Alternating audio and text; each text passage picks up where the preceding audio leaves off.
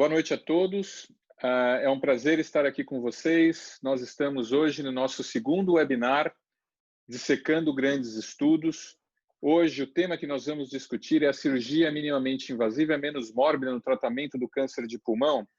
Na prática, nós vamos abordar o estudo Violet. O estudo Violet é um estudo randomizado que comparou cirurgia aberta com cirurgia por vídeo para lobectomia em câncer de pulmão.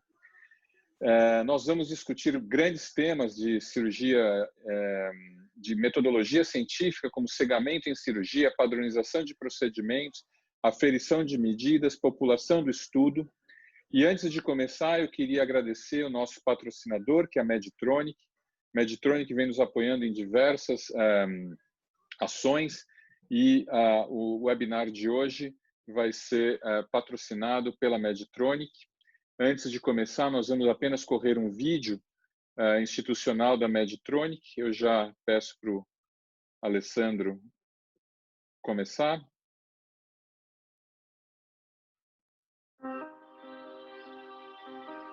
How far will you go?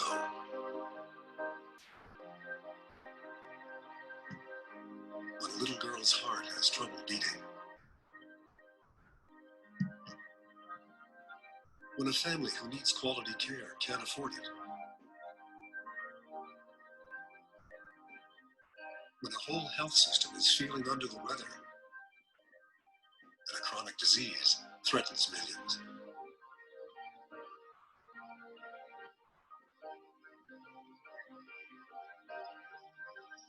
How far could we go? If we put our egos aside and put our ideas on the table.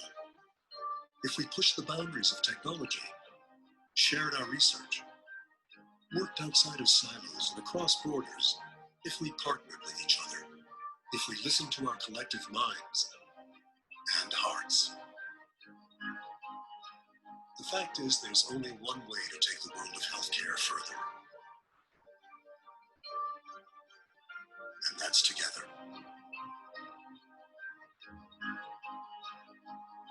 How far will you go to help change the world of healthcare? Medtronic. Further together.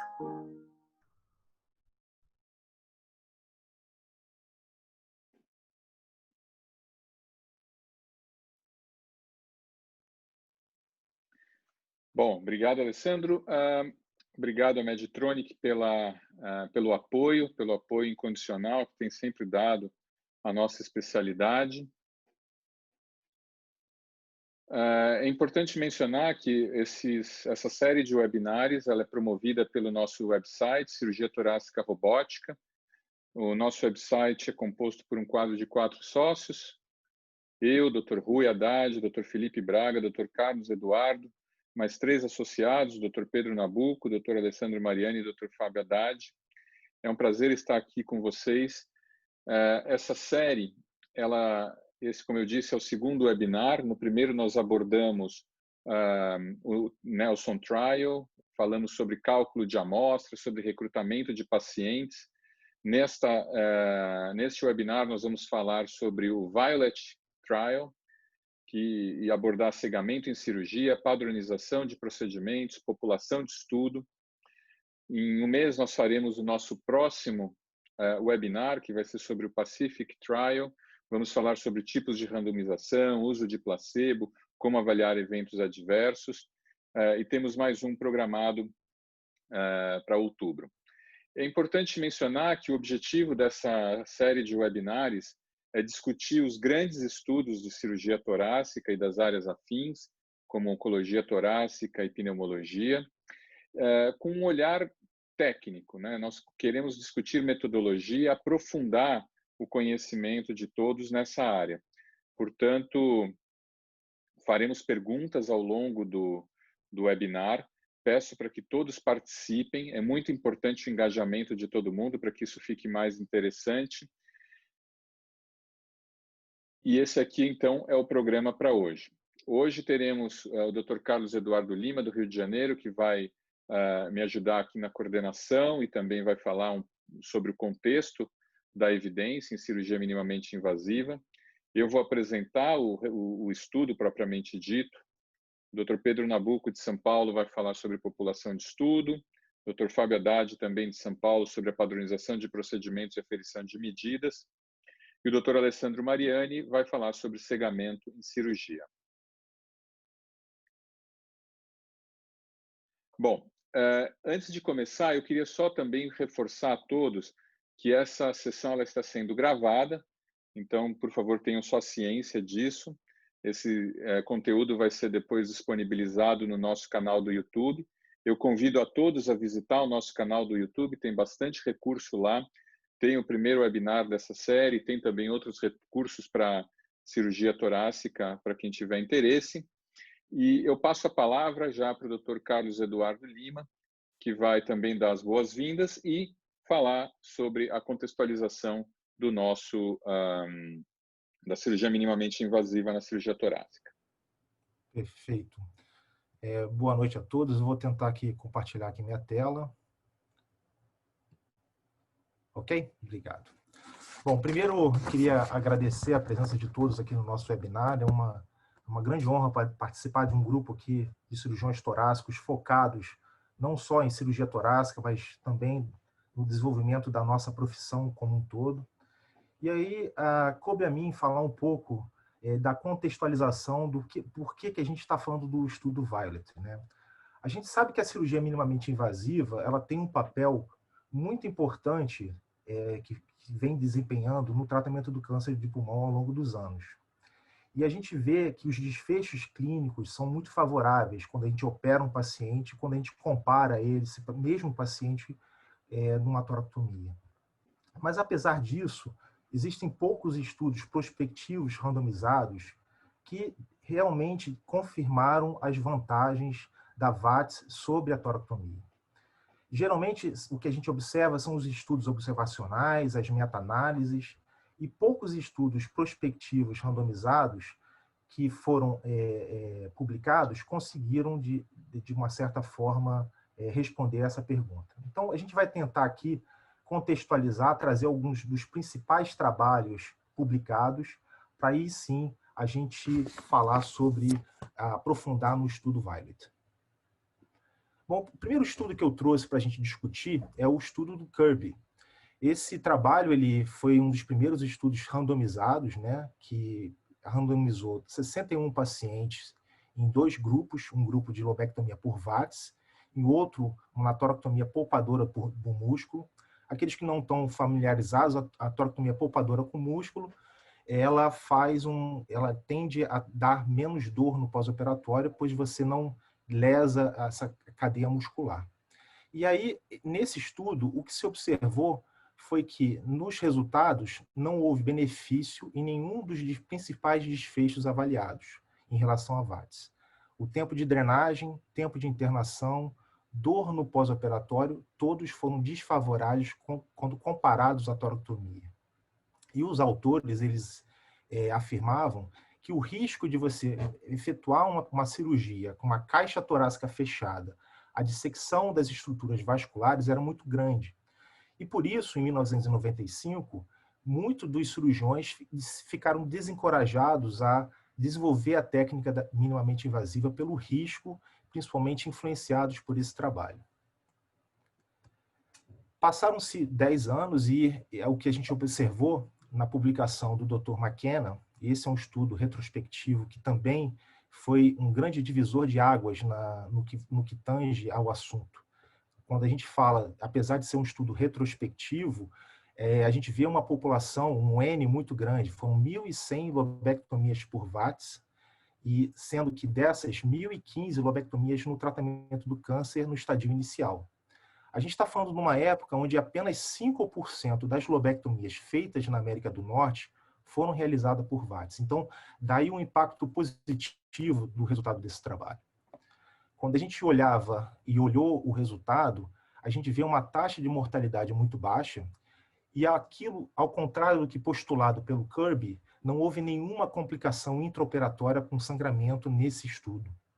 A taxa de complicação baixa e o tempo de internação também bastante satisfatório, de 4,78 dias, sendo que em 20% dos pacientes operados nessa série, eles tiveram alta no primeiro o segundo dia de pós-operatório.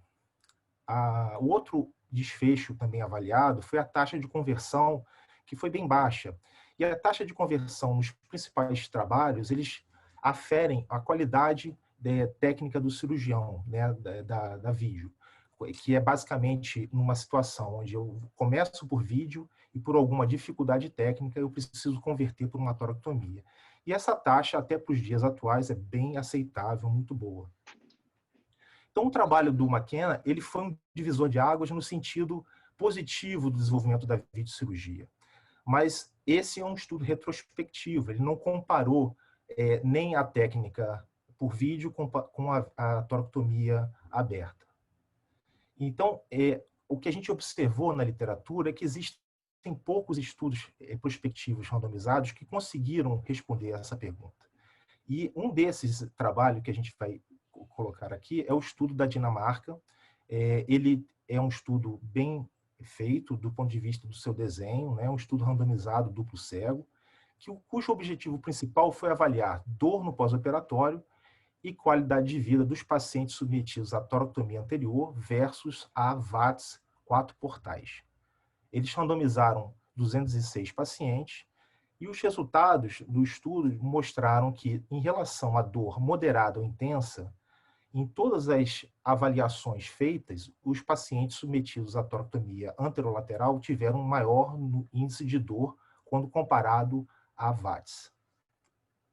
No quesito qualidade de vida, não houve uma diferença muito grande, porém, após um ano, o que se observou foi uma discreta vantagem na qualidade de vida referida pelo paciente quando comparado à toracotomia. E o autor ele conclui que realmente a videotoracoscopia no estudo avaliado mostrou uma certa vantagem em relação à toracotomia quando se avalia o desfecho dor e qualidade de vida desse grupo de pacientes. E aí a gente está aqui discutindo exatamente a avaliação adequada dos estudos, né?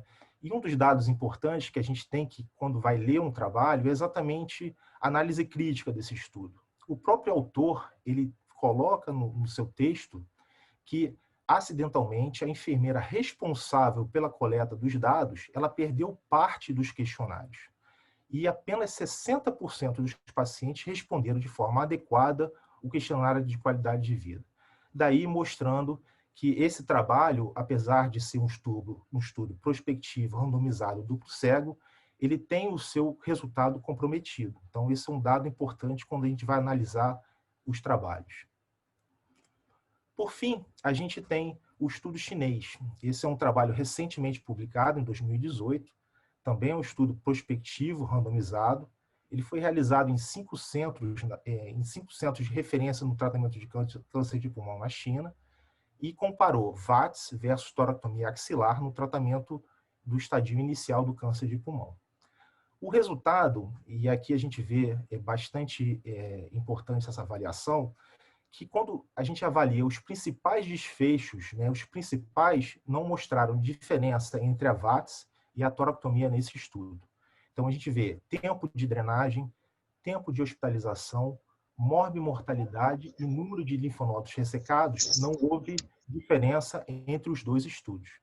Apenas o tempo de operação e perda sanguínea foi menor na VATS quando comparado à toracotomia axilar. Então, aqui é mais um estudo mostrando que ele não conseguiu responder exatamente se a VATS ela é melhor do que a toracotomia.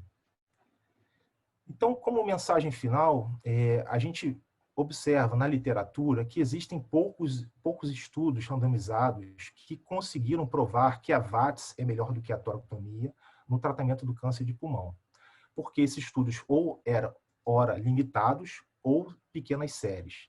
E talvez seja esse o grande papel e o grande objetivo do estudo Violet, é estabelecer um resultado final para essa pergunta que a gente vem se fazendo ao longo dos anos.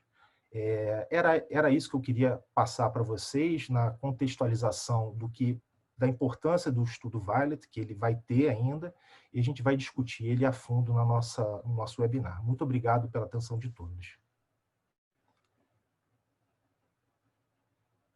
Eu gostaria de voltar a palavra para o Terra. Terra, por favor.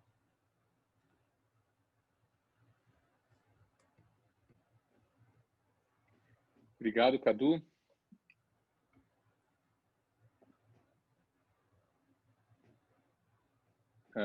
Ok, você vê minha tela, né? Perfeito. Bom, dentro desse contexto, o estudo Violet nasceu, né? A gente viu que existem já ensaios clínicos randomizados, mas existe alguma dissociação aí dos resultados. E o estudo Violet, ele não está publicado integralmente. A gente sabe que foram publicados já alguns estudos, na verdade, alguns papers que mostram como foi o desenho do estudo. Então, esse aqui é o primeiro, que foi publicado ano passado, em 2019, no British Medical Journal. E nós vamos falar sobre a apresentação dos resultados que foi feita no ano passado também, em 2019, durante o Congresso Mundial de Câncer de Pulmão. Então, essa vai ser a tônica que nós vamos abordar hoje durante o webinar. E aí eu vou deixar um desafio para vocês. Vocês vão ver, e a ideia aqui justamente que a gente tem uma visão crítica, né, dos estudos, enquanto a gente dissecava, né, o estudo Violet, nós percebemos que tem algumas incoerências. Uma delas é bem grande. E eu quero ver quem vai perceber. Então, no final, eu espero que vocês coloquem no chat quais são as grandes incoerências. Se alguém tiver uma ideia genial, pode até falar. A gente deve abrir a palavra para essa pessoa. E vamos ver quem que vai acertar, então, quais são a grande incoerência que tem nesse estudo. Então, fica aí o desafio para ver quem vai ficar famoso no nosso webinar. Bom, a primeira coisa que eu queria comentar a respeito desse trial é o título. Nós vemos que, tudo bem, aqui é o Study Protocol, mas tem algumas coisas, quando vocês forem escrever estudos randomizados, ou quando vocês forem escrever estudos, a redação do título ela é um dos pontos principais que você tem que investir um tempo razoável para que esse título seja bom. Porque foi feito um estudo que mostrava como as pessoas leem os artigos científicos. Obviamente, todo mundo começa a ler pelo título. Então, quando você vai entrar no PubMed, a sua seleção dos estudos vai ser pelo título. E aí você vai decidir se você vai abrir o abstract ou não. E aí, curiosamente, ninguém lê o corpo do abstract. Todo mundo vai para a conclusão do abstract. E só aí vai tomar a decisão se vai continuar lendo esse estudo ou não. Portanto, o que você coloca de informação no título é fundamental. O título tem que ser, no mínimo, provocativo, ou então trazer informações que sejam cruciais para que esse estudo seja lido, consumido. Nesse caso, eles fizeram uma coisa que é o correto. Eles deixam muito claro que o estudo é multicêntrico e randomizado controlado. Então, toda vez que vocês participarem de um estudo que seja com essas características, é fundamental que esses dados sejam colocados no título, porque vai facilitar a encontrabilidade desse seu estudo. Porque as pessoas colocam no PubMed, por exemplo, como VATS Randomized Clinical Trial. E aí a probabilidade desse estudo ser achado é maior. Então, essa é uma dica importante, lembrando que o título é fundamental. Bom, e como é que está a justificativa? A gente já fez isso da outra vez, esse exercício. Quando você vai ler e quando você vai escrever também a introdução, nós comentamos isso da vez passada, que todo mundo começa a escrever os trabalhos pela introdução, e isso não é a melhor forma de fazer. A introdução deve ser a última coisa que você vai escrever num paper, mas a introdução ela deve ter uma estrutura. E a melhor estrutura da introdução é uma estrutura em 3 parágrafos, na qual ela é dividida. Num primeiro parágrafo, onde você vai falar sobre a contextualização do problema. O segundo parágrafo, você vai identificar exatamente qual é o gap da literatura que você está querendo abordar. E o terceiro parágrafo, em que você vai colocar os objetivos do seu estudo. Então, vejam que aqui, obviamente, não espero que vocês leiam aqui a introdução do paper, mas ele coloca que câncer de pulmão é um problema de saúde relevante, cirurgia, tratamento para estadios precoces e cirurgia minimamente invasiva começa a ser uma alternativa. Todas coisas bem conhecidas, ele então está colocando aqui o macro do contexto que ele vai entrar. E aí ele entra no detalhe, ele fala 2 estudos randomizados comparando vártice aberta, focando em desfechos imediatos, como, por exemplo, tempo de internação e dor pós-operatória, foram publicados, sendo que um foi positivo e o outro negativo para internação e dor. O Cadu falou sobre esses 2 estudos e eles finalizam aqui dizendo que um estudo randomizado seria necessário para que pudesse ser utilizado de forma mais ampla, técnica, no Reino Unido. Lembrando que lá eles têm o NHS, então os estudos, os procedimentos para serem liberados precisam de estudos bem definidos. E aí aqui eu começo a primeira pergunta para vocês.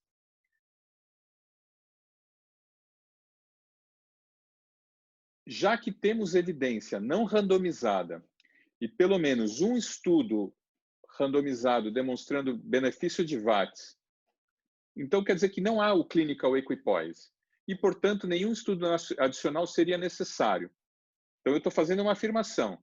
Já tem evidência não randomizada extensa, já tem um estudo randomizado que fala que tem benefício a VATS, precisamos de outro estudo?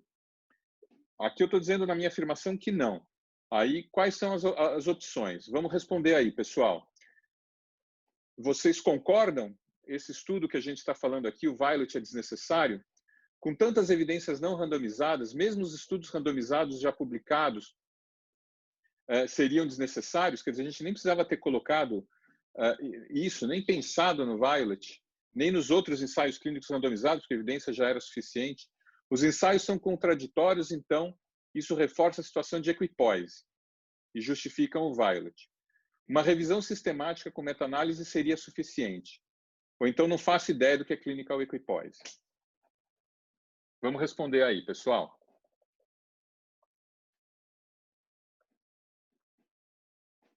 O que vocês acham?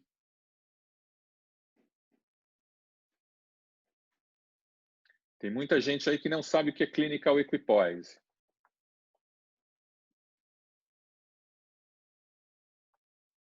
Bom, completamos 1 minuto, mais da metade das pessoas votaram. Os últimos que querem votar, por favor. Vamos encerrar a enquete. Bom, a maioria das pessoas considerou que 2 ensaios clínicos contraditórios reforçam a situação de clinical equipoise e, portanto, justificam o Violet. Essa é a resposta mais adequada. O que é clinical equipoise? Esse é um conceito importante que tem tanto a ver com ética médica quanto com o desenho de estudos científicos, que é você ter uma situação clínica em que você tem discordância entre especialistas a respeito de um determinado, seja tratamento, seja método diagnóstico, o que for. E aqui a gente tem 2 ensaios clínicos que realmente são contraditórios. Na verdade, a gente tem 2 negativos, que é o estudo chinês e o estudo do Kirby, e um estudo positivo, que seria o estudo do dinamarquês. Você poderia fazer uma meta-análise. Essa resposta seria também aceitável. A questão é que a qualidade dos estudos randomizados foi questionada. Você só consegue fazer meta-análise se você tiver efetivamente os estudos. Então, realmente o ensaio clínico Violet seria justificável por esse motivo. Bom, passado isso, nós temos que olhar os objetivos. Quais foram os objetivos do estudo Violet? Prestem muita atenção nesse ponto. O objetivo tem tudo a ver com a conclusão, que a gente vai ter que ler no final. O objetivo foi avaliar se a média da função física, isso é medido por um questionário de qualidade de vida, pessoal, 5 semanas após a randomização, é maior em pacientes com câncer de pulmão submetidos à lobectomia por vídeo, quando comparados àqueles submetidos por cirurgia aberta. E aí, lembrem-se, sempre que a gente vê um objetivo, nós temos que tentar classificar o objetivo dentro daquela regra mnemônica do PICOT. Paciente, intervenção, comparação, outcome, que é o desfecho, e tempo. Então, como que a gente classifica esse objetivo? Será que ele está bem desenhado? A gente vê, ele coloca bem quais são os pacientes com câncer de pulmão. Qual é a intervenção? A intervenção é a lobectomia por vídeo. Qual foi a comparação? A comparação é a lobectomia por toracotomia. O desfecho, que é a média de função física, né, que é por método de qualidade de vida, e o tempo, quer dizer, quando que é feita essa medida, ou seja, com 5 semanas após a randomização. Eu diria que, do ponto de vista metodológico, esse é um desfecho, um objetivo bem escrito e bem definido. Então, um ponto positivo aí para o Violet em como que foi feito o desenho do seu objetivo. E como todo estudo randomizado grande, você precisa de objetivos secundários, porque você vai fazer um investimento grande num estudo, é lógico que você não vai desperdiçar fazendo apenas a análise de um desfecho único. A variável principal, que é ali a qualidade de vida em 5 semanas, ela vai ser usada para fazer todas as definições, em especial cálculo da amostra e a análise estatística. Mas o que a gente vê aqui são os desfechos secundários que foram eficácia, que ele classificou como tempo de internação e dor, segurança, que são os eventos adversos, desfecho oncológico, que é o upstage para N2, a sobrevida livre de doença, e a custo-efetividade. O estudo ele foi feito numa randomização 1:1, em que você tem um estudo paralelo multicêntrico, videotoracoscopia versus toracotomia. E aí a gente vai para a pergunta 2.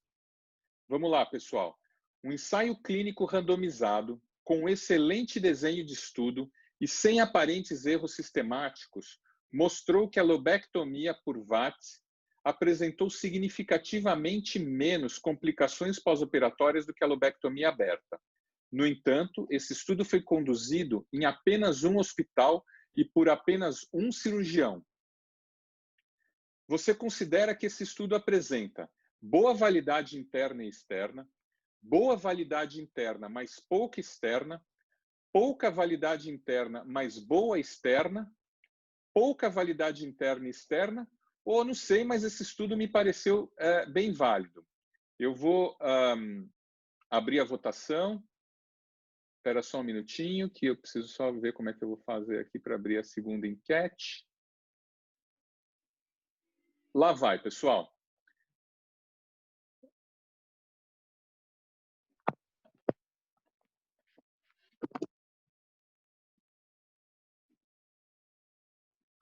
Vamos votar. Então, um estudo bem feito, que mostrou que a VATS é melhor, mas foi feito em um hospital por um cirurgião. Mas é um estudo bom, randomizado, sem erro sistemático.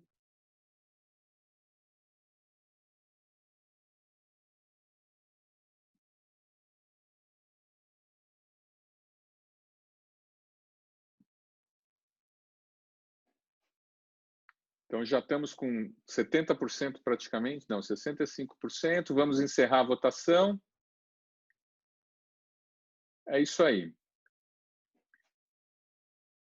A maioria colocou boa validade interna, mas pouca validade externa. Isso me parece uma boa resposta. Vamos deixar, então, o Dr. Pedro falar sobre essa questão que tem a ver com a população de estudo.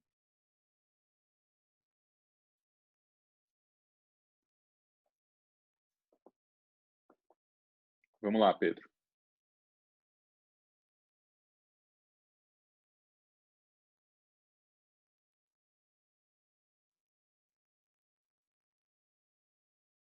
Não estou te ouvindo, Pedro. Estão ouvindo agora? Agora sim. Bom, deixa eu só tentar. Bom, boa noite a todos. Vamos conversar, continuando o que o Terra já apresentou. Vamos falar um pouco sobre populações e sobre as validades. Estou com uma dificuldade de passar meu slide. Esses são meus potenciais conflitos de interesse. O roteiro da nossa apresentação. Bom, começando falando sobre populações. Eita. Nós temos basicamente 3 tipos de populações. A primeira população é a população alvo, ou seja, a população de interesse.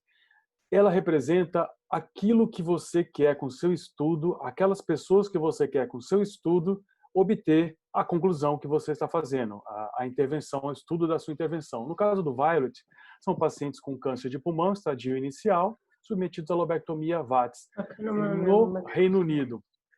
No Violet, ele descreve que o principal público dele é o Reino Unido, mas, na verdade, por que não o mundo inteiro? Então, pacientes, a ideia dele é ter essa resposta, o estudo dele, para a população mundial, talvez.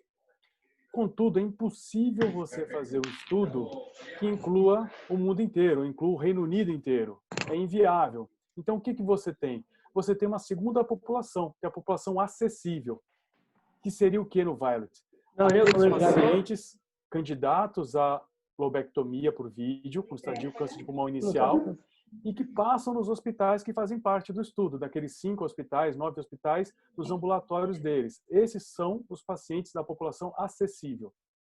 Porém, você também não consegue incluir todos os pacientes que vão no seu ambulatório, que teriam os critérios de inclusão e exclusão. Então, você tem uma população menor ainda, que é a população da amostra, que é a população do estudo, especificamente.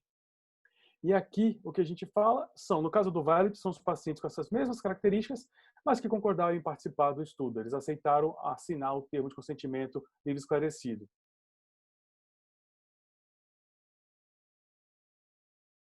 E por que isso é importante? Nós vamos falar agora sobre validades. Existem basicamente 2 tipos de validades. A primeira é a validade interna. A validade interna, ela diz respeito apenas à população do estudo, ou seja, a população, a sua amostra. Então, analisando os pacientes que participaram do seu estudo, ele quer identificar, a validade interna mostra se os resultados que o seu estudo obteve são válidos para aquela sua população. Ou seja, ele diz se, por exemplo, existem erros sistemáticos ou não que possam invalidar o seu trabalho. Principalmente vieses e confundidores, viés de seleção, de memória, de detecção.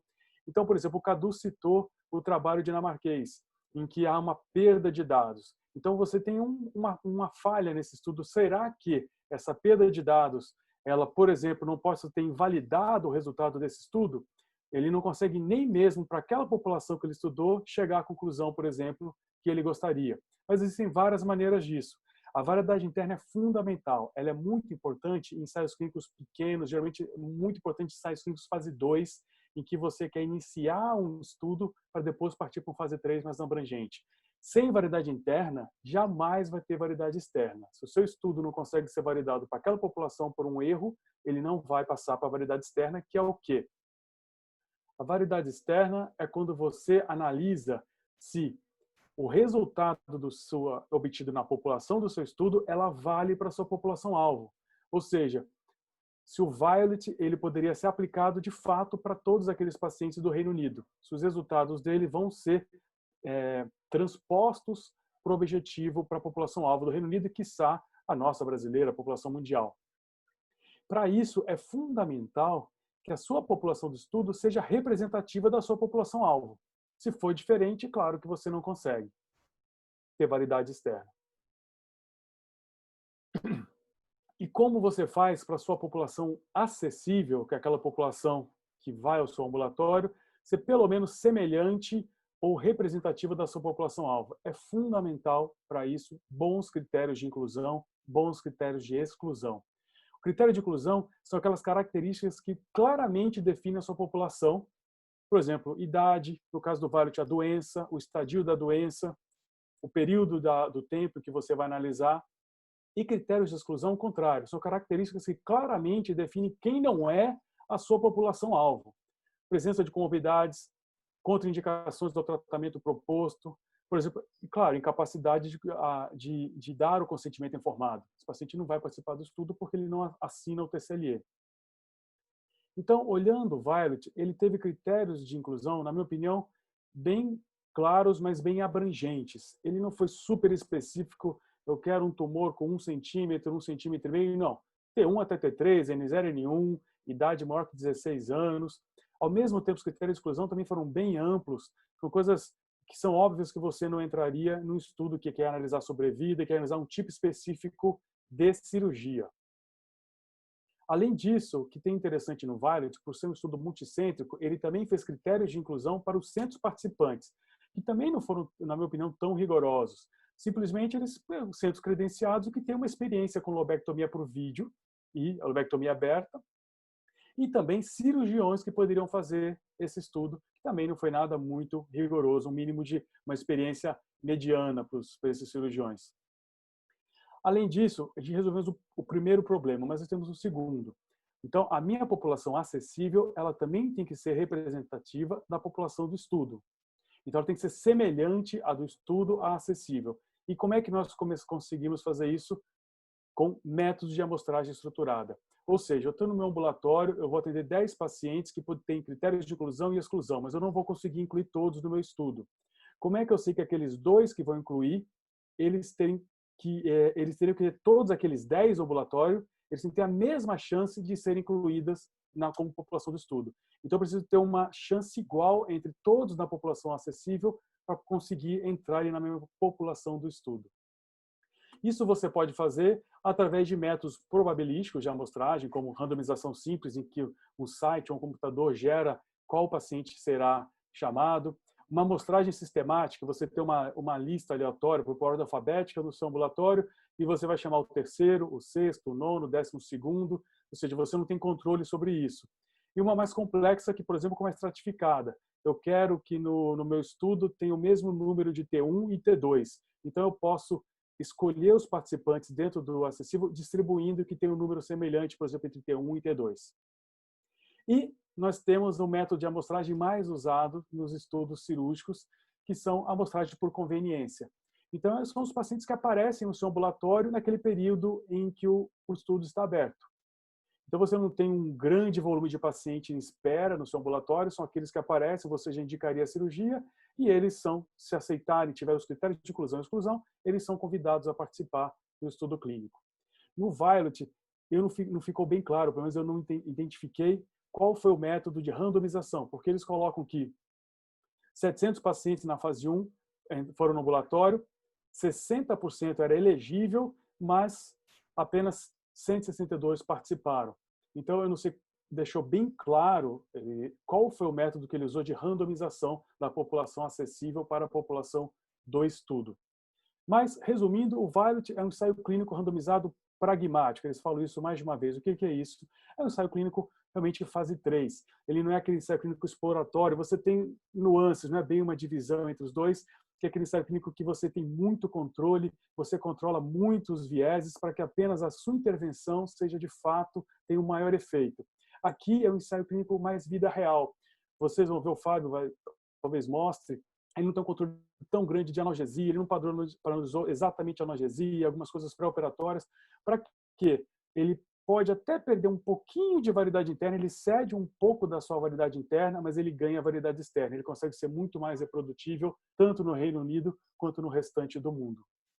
Então, como conclusão, é fundamental para o ensaio clínico que a população do estudo represente a população acessível, que por sua vez represente a população alvo, senão nós não vamos conseguir generalizar as informações do nosso estudo. A variedade interna é crucial, sem ela você não tem mais nada. Mas muitas vezes você tem que ceder um pouquinho da interna para ganhar validade externa. E para isso é fundamental critérios de inclusão e exclusão bem definidos e bem claros, que realmente escolham e demonstrem quem é a sua população-alvo. Obrigado.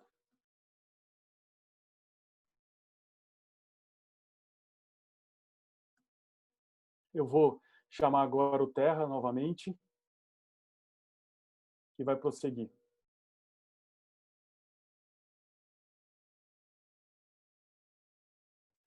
Muito bom, Pedro, foi excelente. O Miguel, o Ted e a Vanessa já fizeram alguns comentários no chat. Se puder já ir respondendo ao longo da apresentação, e aí no final a gente vai ter mais espaço também, mas seria interessante já ter essa discussão no chat. Pedro, por favor. Bom, a randomização, ele coloca alguns detalhes mais adiante. A randomização foi feita 1 para 1. Foi controlada por um sistema online, então eram vários centros, e essa randomização, então, ela era feita nos diversos centros os centros, quando iam randomizar o paciente, incluíam o paciente e o software alocava para qual grupo, né? Quer dizer, esse paciente seria incluído, né? Vídeo ou aberta. E é interessante que eles fizeram uma estratificação por instituição e fizeram também um processo chamado minimização, isso é um detalhe estatístico, para cirurgião. Então, cada instituição seria como se tivesse uma randomização interna. Então, você não vai ter um desbalanço muito grande em instituições, ou seja, o número de pacientes randomizados para vídeo na instituição A vai ser semelhante ao da instituição B. E eles tentaram fazer a mesma coisa para cirurgião, para que os cirurgiões também fossem balanceados. Então, o método de randomização foi bastante complexo, tomando em consideração também para que ficasse balanceado nos centros e por cirurgião. Como vimos, isso é uma coisa muito relevante. O cálculo da amostra a gente discutiu bastante no nosso webinar anterior, o Fred deu uma aula sobre isso. Quem quiser, checa depois no nosso canal do YouTube, tem lá uma aula sobre cálculo da amostra. Então, eu espero que todo mundo já saiba o que a gente vai falar aqui. Mas, basicamente, eles buscaram um poder estatístico de 90%. Eles usaram o que seria a função física. Lembra que esse foi o desfecho principal. Então, isso é um número, a função física, né? É um número que vai de 0 a 100. E aí, o desvio padrão, 0,25 do desvio padrão, eles considerariam como uma diferença clinicamente significativa. Então, eles colocaram, por exemplo, 6 pontos no score. Se você tivesse uma diferença média de 6 pontos no score de um versus o score de outro, isso seria já considerado clinicamente significativo e, portanto, um estudo positivo. Considerando para isso uma perda de 20% de pacientes que acabariam não respondendo o questionário depois, mesmo tendo passado pela randomização e pelo procedimento, eles calcularam um N de 498 pacientes no total. Fizeram também um detalhe, uma colocação interessante. Eles calcularam o desfecho, né, a amostra para isso, mas falaram que esse número também permitiria um poder de 80% para detectar diferenças no tempo de internação. E aí vamos para a pergunta de número 3. No que se refere à padronização dos procedimentos, você como um pesquisador de um estudo como esse, então coloquem-se no lugar do pesquisador, deixaria a critério de cada cirurgião o tipo de incisão, já que cada cirurgião tem que se sentir confortável com o procedimento, apenas determinando se VATS ou aberta, quer dizer, o cirurgião julga se é VATS ou aberta? Isso seria mais próximo do que acontece na vida real, afinal é um ensaio pragmático. Estabeleceria critérios rigorosos sobre o tamanho da incisão, secção ou não de músculos, sequência dos tempos da lobectomia e da linfadenectomia. Estabeleceria critério de qualidade a partir do material recebido pelo patologista, ou seja, você vai ver se foi bem feito depois. Ou vocês acham que padronizar o procedimento é muito pouco viável, influencia poucos resultados de um grande estudo multicêntrico e randomizado como esse? Vamos aqui para a enquete.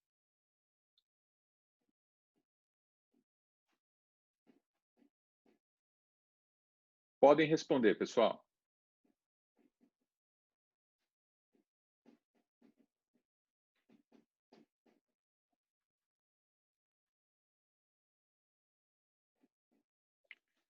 Vamos lá, já temos 40% de respostas.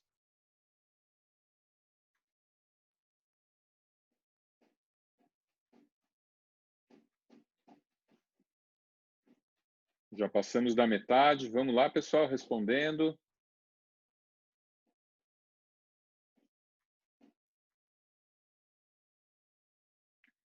Chegamos aqui a 60%. Vamos encerrar a enquete. Se alguém quer votar, último minuto. Ok. Bom, foi bastante heterogênea a resposta. A maioria estabeleceria critérios rigorosos, mas as outras respostas receberam também um número grande de de alternativas marcadas aqui pelo pessoal que está assistindo.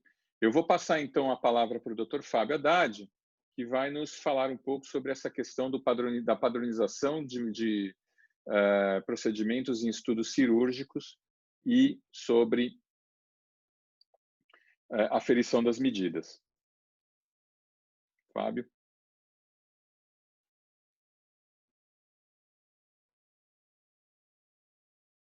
Um minutinho. Boa noite a todos. Espero que todos estejam enxergando a minha tela. Obrigado, Terra. É um prazer estar aqui. E que a gente vai comentar um pouquinho do trabalho a respeito da padronização dos procedimentos e aferição das medidas, né? Não tem nenhum conflito de interesse para essa apresentação. E uma das coisas que o Miguel já colocou até nas perguntas, é a questão da diferença entre um estudo que seria explanatório ou pragmático, né? Então, naquela publicação inicial, a gente percebe que ele coloca como um estudo multicêntrico pragmático, né? E o que isso significa, né? Quem não está feito muito a essa situação, a gente vê que o explanatório seria como se fosse o fase 1, quando a gente usa medicações, que seria a avaliação de segurança e eficácia do procedimento.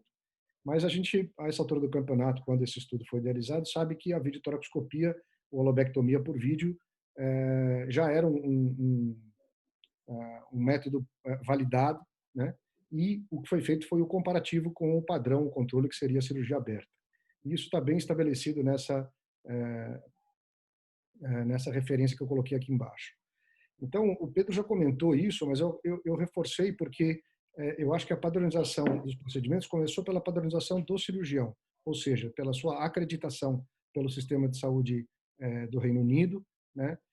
Os serviços tinham que ter um time multidisciplinar previamente estruturado, mais do que, né, o serviço todo ter mais do que 40 lobectomias por VATS por ano, e pelo menos um dos cirurgiões com mais de 50 lobectomias por vídeo na sua carreira, e que isso fosse documentado e submetido aos auditores do estudo.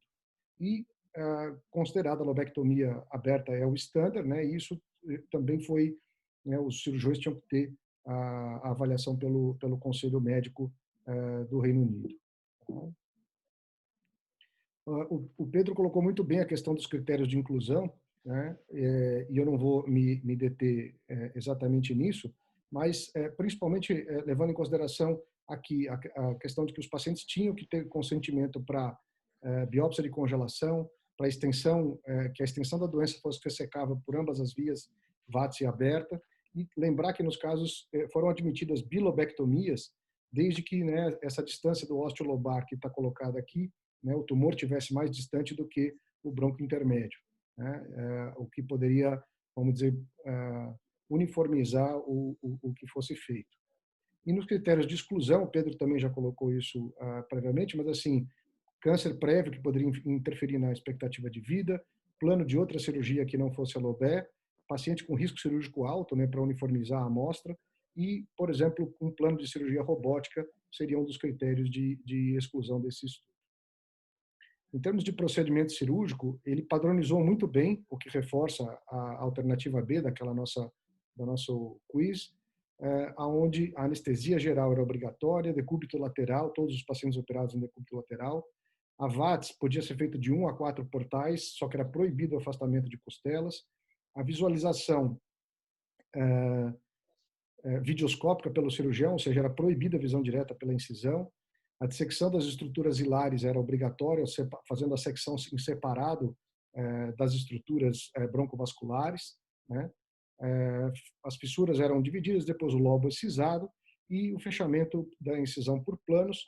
E esses critérios da lobectomia já tinham sido definidos num trial do CLGB, que eu vou mostrar a seguir, né, que é esse trial aqui, onde a incisão principal tinha a incisão de trabalho de 4 a 8 centímetros, de novo, sem afastamento de costelas, mas eram permitidas mais 2 incisões auxiliares de 5 milímetros, além da incisão para colocação da ótica, né?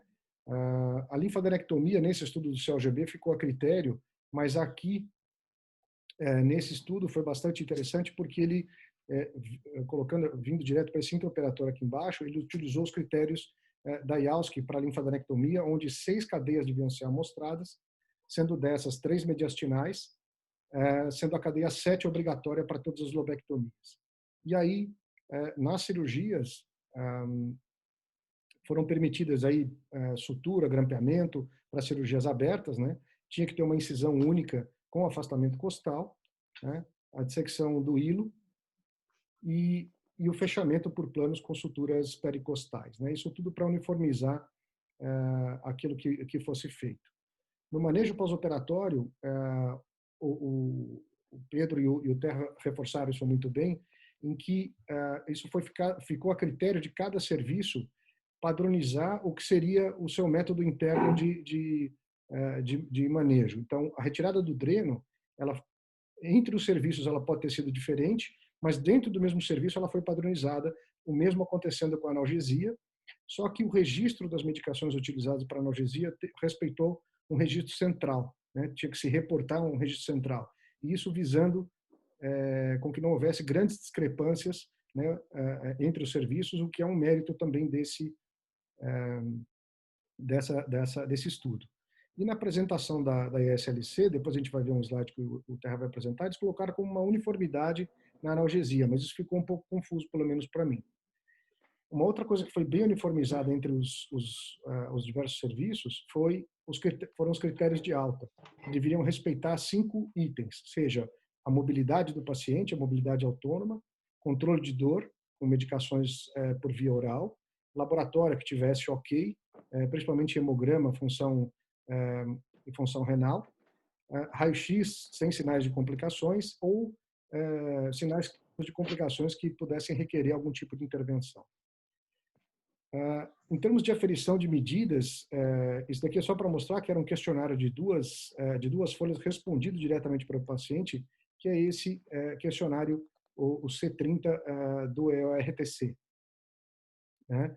Então, isso ficou muito bem, é um questionário bem objetivo e que vai desde funções fisiológicas como diurese, evacuação, ou se você está irritado, como é que está o seu humor, e assim por diante, né? Relacionamento com família, e assim por diante. Então, e depois você tem uma nota geral para isso, tá? O que torna bastante confiável e uniforme uma avaliação que, teoricamente, é para ser subjetiva. E outra coisa interessante nesse protocolo é que ele dividiu a coleta de dados aqui no pré-randomização e no pós-randomização, mas no pré-randomização, a avaliação das imagens era feita, a característica dos pacientes era registrada, e uma coisa que diferencia de outros estudos é as consultas eram gravadas, né, e depois revistas por um comitê de auditores, né, para que a exposição do estudo, quer dizer, como você vende o estudo para o seu paciente, como você faz que ele fique interessado, fosse de uma maneira uniforme em todos os serviços.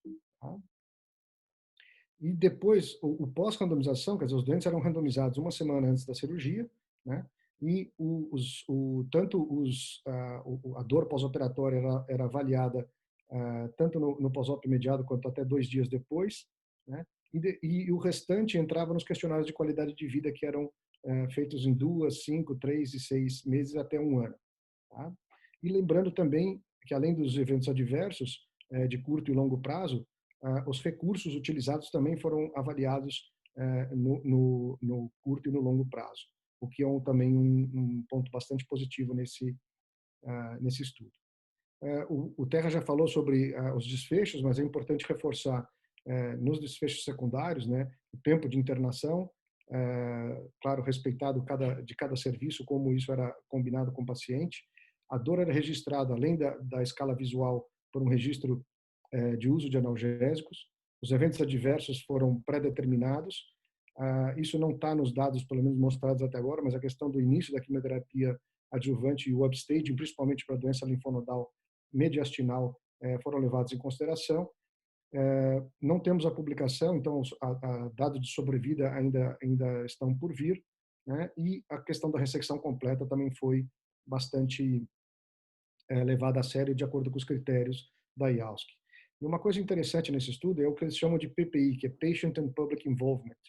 Era um comitê em que havia 4 pacientes e um cuidador, que foram pacientes que já tinham sido submetidos, inclusive um médico de um dos serviços, tinha sido submetido a tratamento de câncer cirúrgico de câncer de pulmão e que ajudaram a elaborar todos os questionários e quais os questionários que seriam e os parâmetros que seriam utilizados para avaliação de desfechos no estudo. Isso é uma coisa bem interessante desse estudo. A análise econômica foi feita com base também nesses questionários para aferição do que eles chamam de QALY, que é a Quality Adjusted Life Years, e os recursos para cada procedimento, como eu já falei, foram anotados de curto e de longo prazo. O que eu senti falta um pouco nessa questão da análise econômica foi a questão do tempo cirúrgico e a diferença de tempo cirúrgico entre cada procedimento, seja por vídeo ou por, talvez eles apresentem ainda, né? E ainda o material utilizado para cada um deles. Lembrar que os dados nas apresentações não estão publicados ainda. Em termos de análise estatística, que é uma coisa bem interessante, a gente tem que lembrar que alguns pacientes, ou muitos deles, não tinham diagnóstico pré-operatório de neoplasia, então alguns deles foram submetidos à ressecção, mas vieram com doença benigna. Eles entraram na análise inicial, mas quando se partiu para aquela análise como intenção de tratamento, que eles chamam intention to treat, esses com doença benigna foram excluídos da análise. Houve um ajuste por instituição e cirurgião, o Terra já mencionou isso, eu não vou me deter, né, para não haver um acúmulo de casos para o mesmo serviço, para o mesmo cirurgião. Né. Informações que ficaram faltantes, eles admitiram até 5% por serviço, e análise de subgrupos foi permitida para a questão de análise de dor, principalmente. Isso envolvendo o tipo de analgesia, fosse por catéter ou por bloqueio intercostal ou outros, ainda pelo número de portais. E a análise interina foi decidida pelo comitê, e provavelmente essa apresentação que foi feita na IASC no Congresso Mundial já era uma análise interina. E a análise qualitativa, como eu falei, foram através de gravações de consultas e consentimentos, que é uma coisa que confere bastante confiabilidade ao estudo. Além disso, existiam só alguns dos pesquisadores que tinham acesso limitado ao estudo com confidencialidade e em nenhum momento esses dados foram colocados numa rede aberta de internet para que não houvesse o risco desses dados quebrarem o sigilo, perderem o sigilo. O que eu não coloquei conclusões, porque eu acho que é importante a gente seguir o jogo e deixar algumas coisas em aberto para discussão no final. Obrigado a todos e nos vemos daqui a pouco.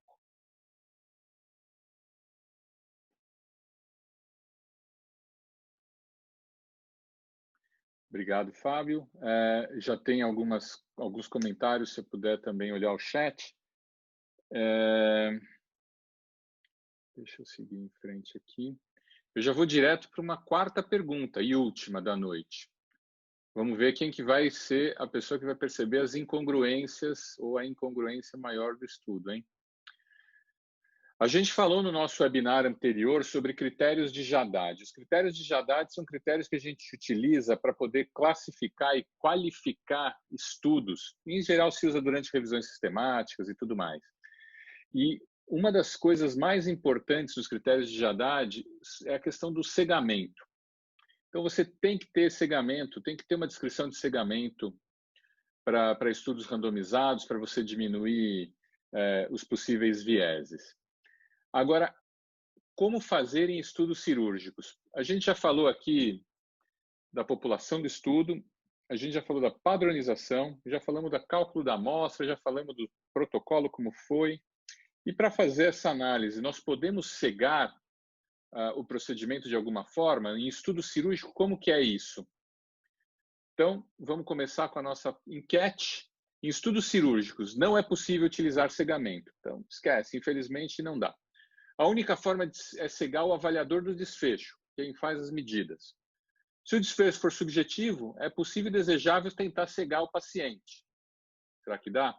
A depender do procedimento, é possível cegar o paciente, equipe assistencial e analisadores de dados. Será que dá? Deixa eu abrir aqui para vocês a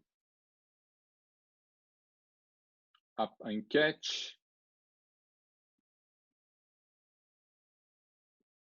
Vamos lá. Então, estamos agora com a última enquete aberta sobre cegamento. Vamos votar, pessoal. Lembrem-se que esse é um dos grandes desafios dos estudos cirúrgicos, né?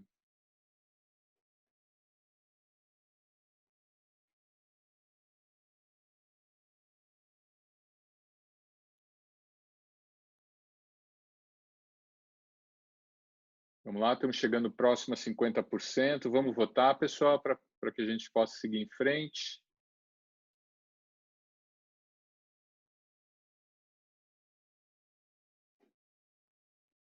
Então, vamos encerrar a enquete.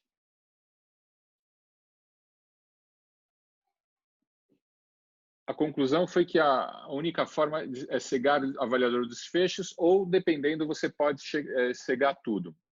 Bom, eu passo já a palavra, então, para o doutor Alessandro, que vai nos falar sobre cegamento em cirurgia, se é possível, como que é, qual dessas opções foi correta. Então, vamos lá, Alessandro. Bom, então, o tema que me coube foi falar justamente sobre cegamento em cirurgia e analisar o Violet sobre isso. Bom, um conceito importante que a gente tem que ter é o que é cegamento. É um procedimento pelo qual partes do ensaio são mantidas sem o conhecimento daquele tratamento que foi atribuído para aquele paciente, tá? Importantíssimo, o modo de cegamento precisa ser claramente registrado, tanto no protocolo de estudo, quanto também tem que ser claramente descrito no paper final. E outra coisa que precisa ser muito bem descrita no paper final é se houve quebra do cegamento em alguma fase. Então, se alguns pacientes perderam o cegamento, isso também tem que ficar claro para que a gente consiga analisar de forma adequada.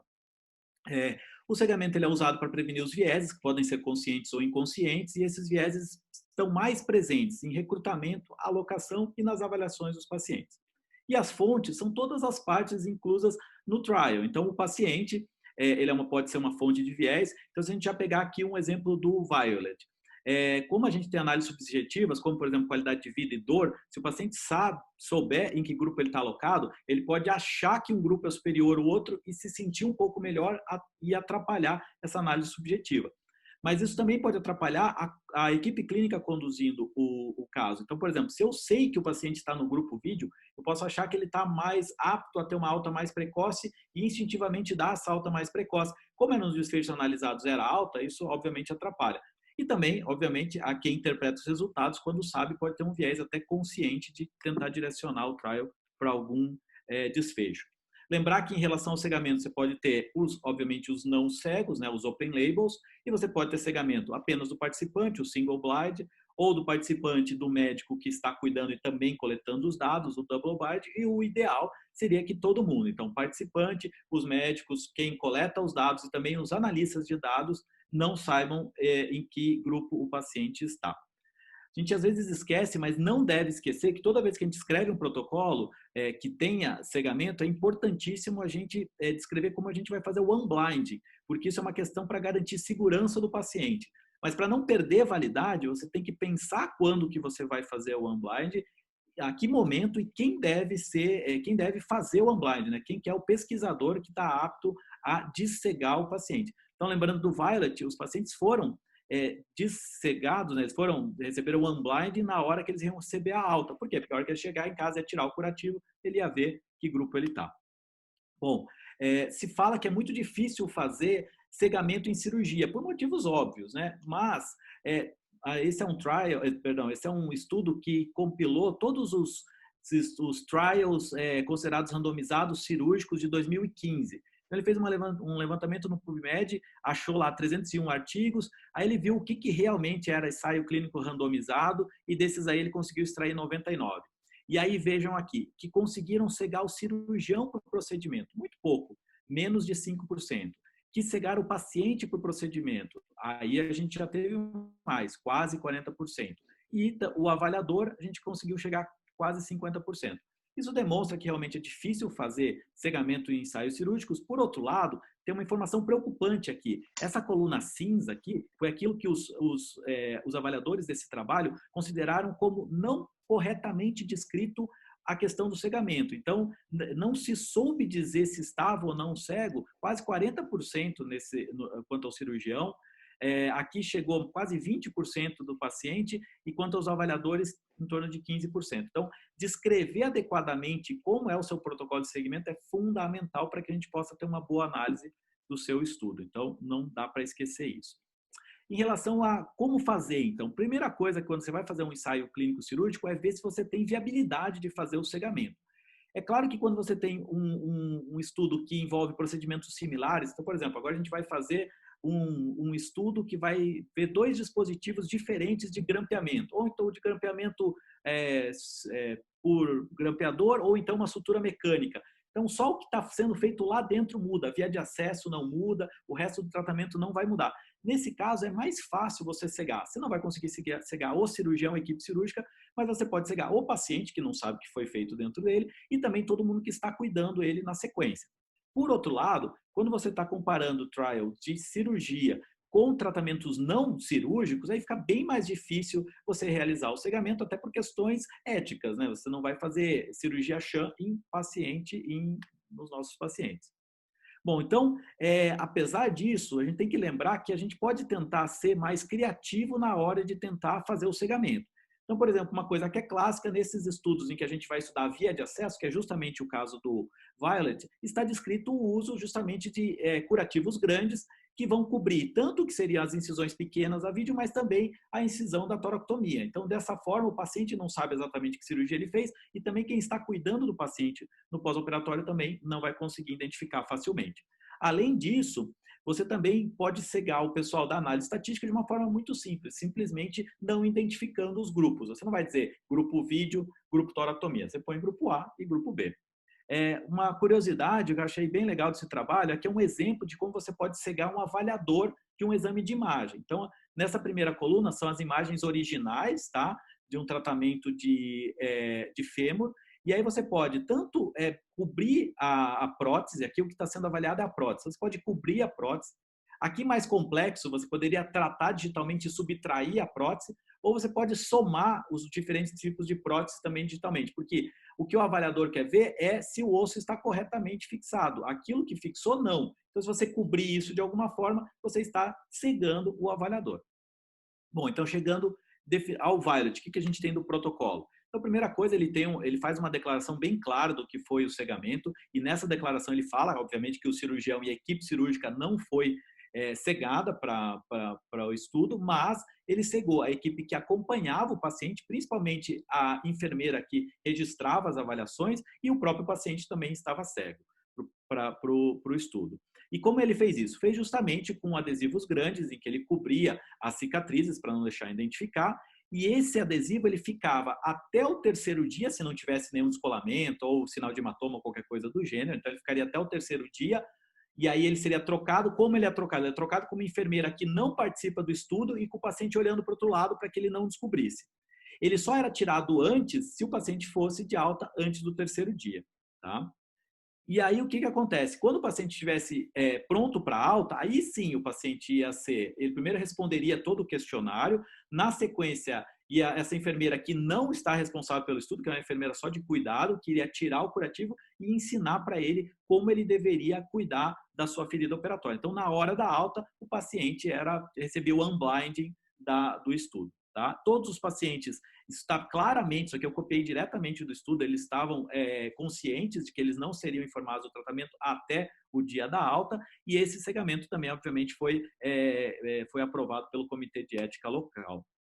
Uma coisa muito salutar que o Violet fez, que acho que deve ser feito em todo estudo que tem cegamento, foi fazer uma análise do cegamento.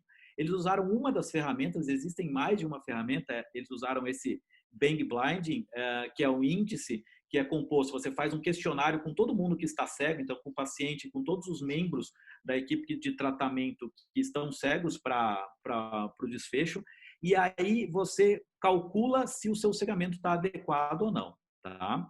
Isso eles faziam. O paciente respondia 2 dias no segundo dia pós-operatório e também no momento da alta, antes de saber qual locação que ele estava. E a enfermeira responsável pela coleta de dados, ela ficou cega até o final do estudo, porque ela não sabia, mesmo quando o paciente recebia alta, ela não sabia. Então, ela respondia esse questionário, tanto no momento da alta, quanto 5 semanas depois, quanto também na consulta de 1 ano. Esse aqui é só uma curiosidade, esse aqui é um trabalho original que descreve aí como se faz o blinding através dessa técnica descrita pelo autor Bang. Então, em relação ao cegamento do Violet, algumas considerações. Primeiro, é muito claro que ele é um trabalho double blind, mas ele não fala a respeito de quem faz a análise estatística. A gente até imagina que ele seja realmente um estudo triplo cego, mas ele não declara isso no protocolo de forma muito clara. Ele tem um método de cegamento que é criativo, que é justamente usar o curativo grande, cobrindo todas as cicatrizes. Porém, em relação ao unblinding, a gente precisa ter o unblinding bem descrito, ele faz isso é bom. Por um lado, ele pode atrapalhar no resultado, porque o unblinding foi feito na alta. E o paciente, o desfecho principal desse estudo é justamente analisado com 15 dias. Então, o que acontece? Ele, na hora que ele vai responder a qualidade de vida mais importante para ele, ele já não está mais cego, isso poderia atrapalhar aí no resultado. Tá? E também muito favorável, muito salutar que o Violet tenha um método para acessar a qualidade do cegamento. Terra, eu acho que era isso de cegamento, vamos devolver para você.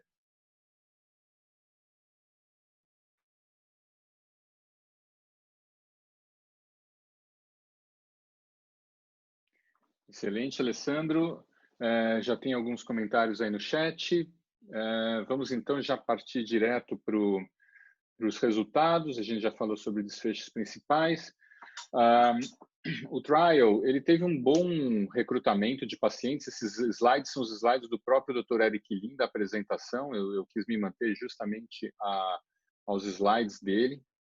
A gente vê que no final eles conseguiram fazer a randomização dentro do que seria a amostra que eles tinham planejado, com 256 para cirurgia aberta e 247 para vídeo. As características basais dos pacientes foram apresentadas nessa tabela e são bastante semelhantes os dois grupos, então a randomização foi eficiente.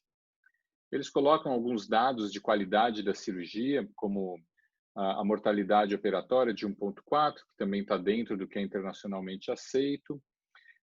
A conversão, né, foi de cerca de 6%, que também está dentro dos grandes estudos internacionais, então parece ser bem real life esse estudo. E aqui estão os resultados que ele coloca como resultados principais. O primeiro é a questão da dor, né? Ele foi o primeiro dado que ele nos mostra que a dor no segundo dia foi significativamente menor no grupo VATS quando comparado com o grupo cirurgia aberta. O outro dado importante que ele coloca é o tempo de internação, que também foi significativamente menor nos pacientes submetidos à cirurgia por vídeo quando comparados à cirurgia aberta. Vejam aqui uma mediana de 4 dias versus uma mediana de 5 dias, e ele coloca aqui uma curva tipo Kaplan-Meier, em que a gente vê realmente que a vídeo foi melhor do que a cirurgia aberta. Em relação aos desfechos oncológicos, ele nos apresenta dados quanto à dissecção linfonodal, quanto ao upstaging. A gente vê que os dados são bastante semelhantes nos dois grupos, sugerindo que não houvesse diferença quanto à eficiência oncológica da cirurgia. E também ele nos dá esses dados que seriam os dados de eventos adversos, né, segurança, em que o número de eventos adversos global foi maior no grupo de cirurgia aberta quando comparado com o vídeo. Isso não se refletiu nos eventos adversos sérios, né? Mas eventos adversos de menor relevância foram mais frequentes na cirurgia aberta.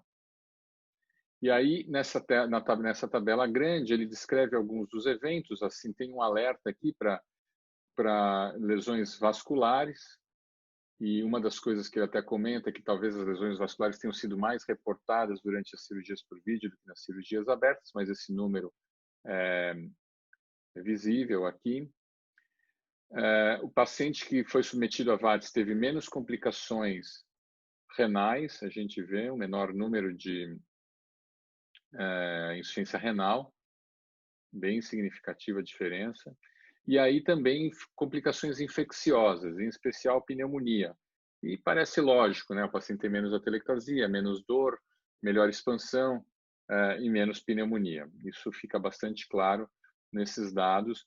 A gente vê também menor número de outras infecções, como infecção de ferida operatória, de trato urinário. Então, talvez a menor reação metabólica ao trauma poderia estar levando o paciente a ter menos infecções também. E essas são as conclusões do estudo.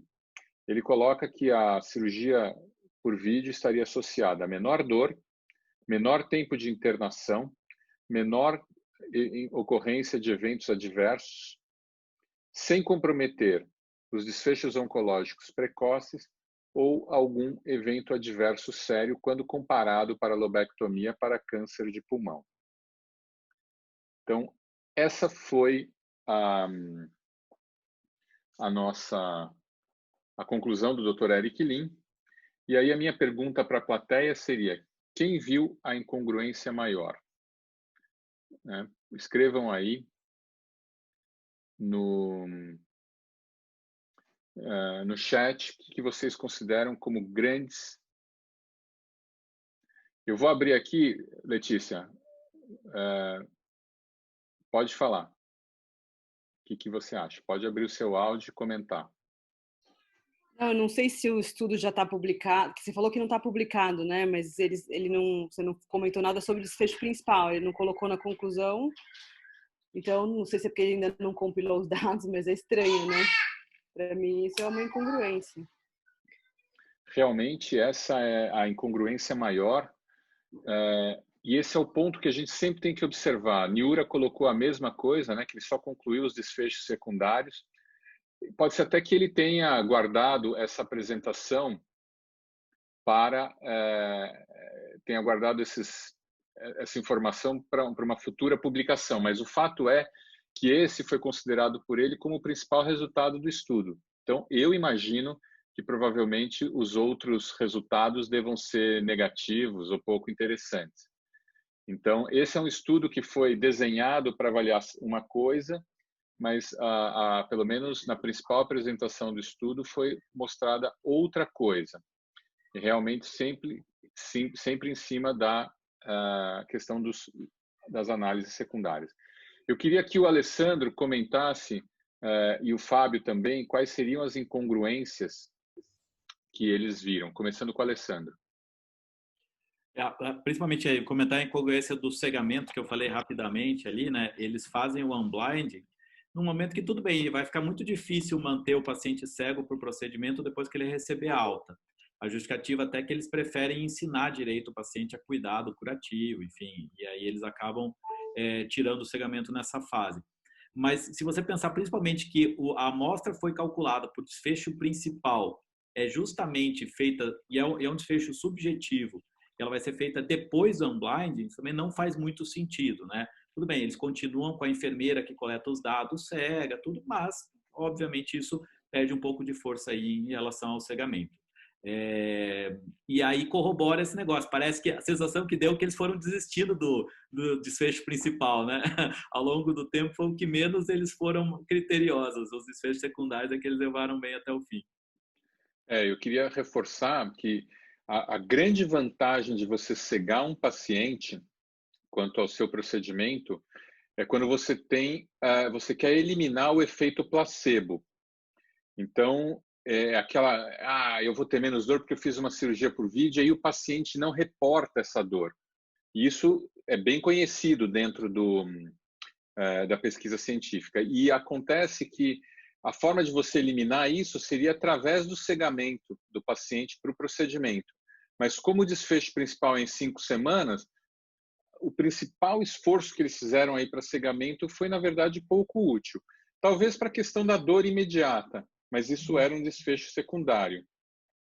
Exato, se ele tivesse calculado para isso, né, a gente teria até ficado menos crica com isso, entre aspas, né? Mas como ele fez justamente baseado na qualidade de vida aí em 5 semanas, realmente acaba, sem dúvida nenhuma, a gente sabe que...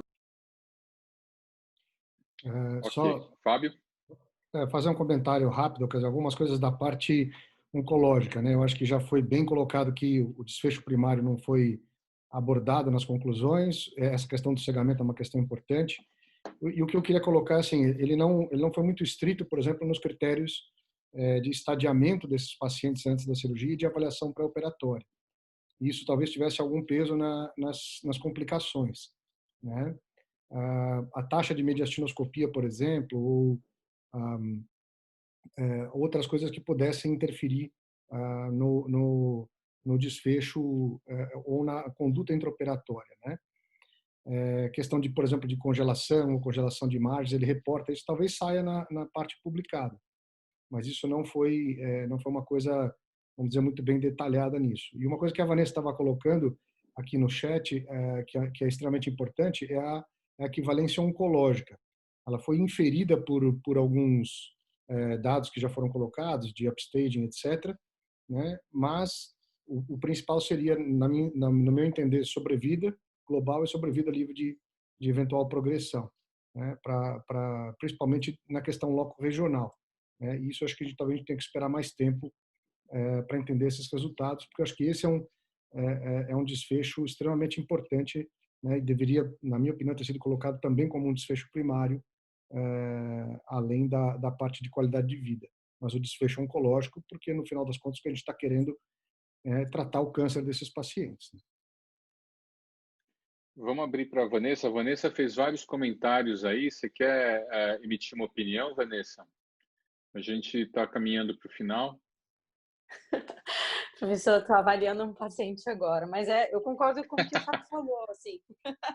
A principal coisa, quando eu fui vendo as discussões do Violet Pujowski, assim, a metodologia deles é uma metodologia super elegante, mas o principal que a gente quer saber, o que é que o estudo vai mostrar para mim, se eu vou ter que fazer cirurgia aberta ou cirurgia por vídeo, o que é que isso vai mudar o que é que isso vai mudar na minha prática clínica? É diferente do estudo de esôfago, por exemplo, que saiu ano passado, em que eles claramente mostraram que a toracotomia ela aumentou a morbidade e mortalidade dos pacientes para câncer de esôfago. Então, está todo mundo hoje investindo na formação de cirurgia minimamente invasiva para esôfago. E, por exemplo, o que aconteceu ao contrário de câncer de colo de útero, em que eles viram que o desfecho oncológico dos pacientes que fizeram cirurgia minimamente invasiva foi menor do que os pacientes que fizeram laparotomia. E isso agora está fazendo com que todos os outros cirurgiões que tratam câncer de colo de útero voltem a fazer a laparotomia. Então, o estudo ele não me diz o que eu tenho que fazer. Então, essa é a grande crítica que eu vejo quando eu leio o Violet. Para mim, faltou a conclusão final. Perfeito. Pedro, eu acho que se você puder fazer também os seus comentários. Bom, eu concordo com a Vanessa. A gente, sem dúvida, o que a gente espera com o ensaio clínico são desfechos duros. São sobrevida global, sobrevida de progressão, mortalidade. Mas a gente vê que não é o primeiro ensaio clínico que usa a qualidade de vida. A qualidade de vida é uma coisa que realmente a gente vê que tem surgido muito na literatura como desfecho. Mas pensando num ponto de vista de quem faz estudo também, a gente vê que variáveis duras são mais difíceis, desfechos duros são mais difíceis de você conseguir num estudo como esse. Você tem que ter um N muito grande, um tempo muito grande, e acaba que não vou falar que é trapaceada, porque eu não acho que é trapacear, mas é mais fácil você colocar uma variável contínua, uma variável numérica como desfecho principal, que você consegue uma amostra menor. E talvez isso seja uma coisa que, mesmo não intencionalmente, pese na hora de escolher o seu desfecho. Mas eu concordo. O ideal são desfechos duros como sobrevida, sem dúvida nenhuma. Em relação ao Violet, falando em ter discussão sobre população, de fato, a minha impressão é um ensaio clínico pragmático. Ele foi bem próximo do que seria a vida real. Comparou cirurgiões com uma experiência 40. Eu não acho que é uma experiência tão grande, mas de fato são cirurgiões que já saíram da curva, já estão saindo da curva de aprendizado do Lobecno pro vídeo, e eles foram rigorosos em alguns aspectos, como o Fabinho mostrou, mas frouxos em outros de pós-operatório, para permitir que seja mais compatível com a vida real. Então, em relação a isso, eu achei o ensaio bem interessante mesmo. Alguma coisa ele vai acrescentar, mas a gente tem que esperar para a publicação final, claro. Dr. Rui Haddad, gostaria de fazer alguns comentários. Depois a gente passa para o Cadu e eu encerro. Se vocês quiserem fazer mais comentários também no chat, pessoal, ainda temos mais alguns minutos. Bom, muito rapidamente, eu achei assim realmente espetacular. O título, Secando Grandes Estudos, foi, quer dizer, o objetivo foi completamente obtido. Esse foi um estudo